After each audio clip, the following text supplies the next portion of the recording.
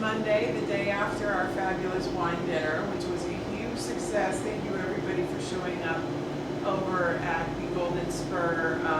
The dinner was fabulous, and the chef really knocked himself out, and we had excellent service, and I have to say the wines weren't so bad either. So thanks everybody that did join us, and stay tuned for the next one.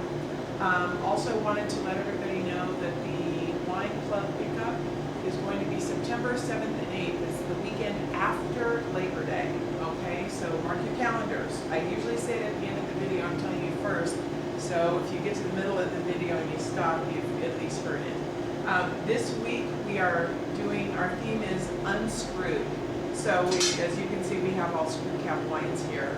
We're starting off with the Chardonnay from Mendoza, Argentina, and you Chardonnay lovers should be very happy with me this week because I'm featuring 2 Chardonnays. This one is kind of the typical buttery style, comes from Mendoza, Argentina. The vineyards are in at the base of the Andes Mountains, which is where they get the majority of their water source from.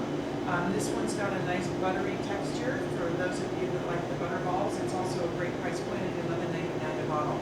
Next, we're moving on to the Craggy range.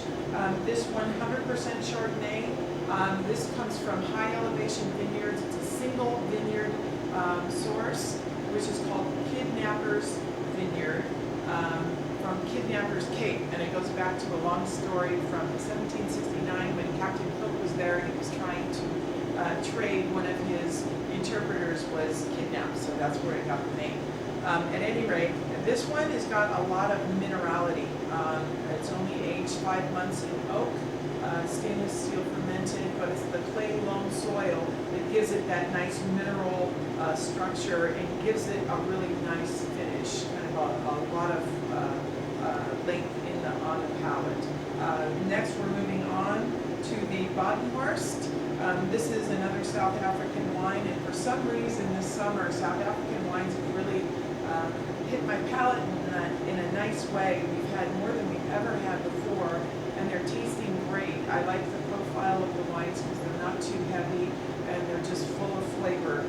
This one is Shiraz-based, blended with Cinsault, Cabernet Sauvignon, Grenache, and Carignan, and 1% Mourvedre, and we know that 1% is really important. 90 points, both wine advocate and wine enthusiast. We've got a lot of award-winning wines on the tasting this week.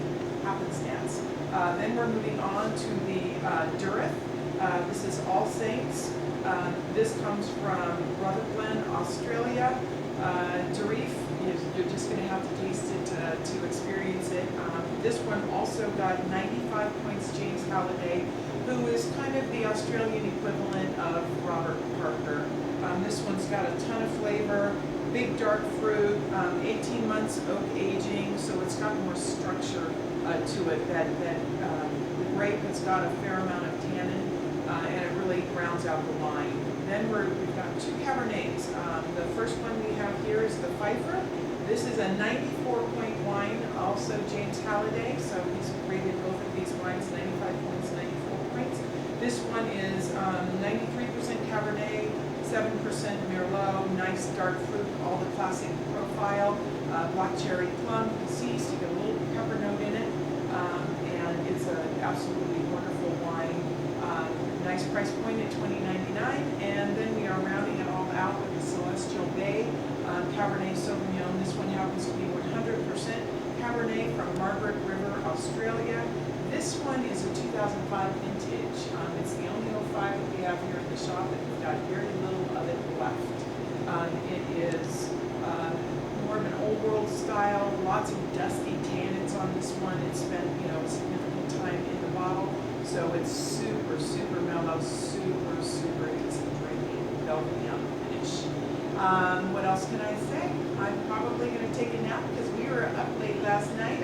Everybody have a great week. We look forward to seeing you on the patio, and as I always say, stay happy, stay healthy, and drink wine.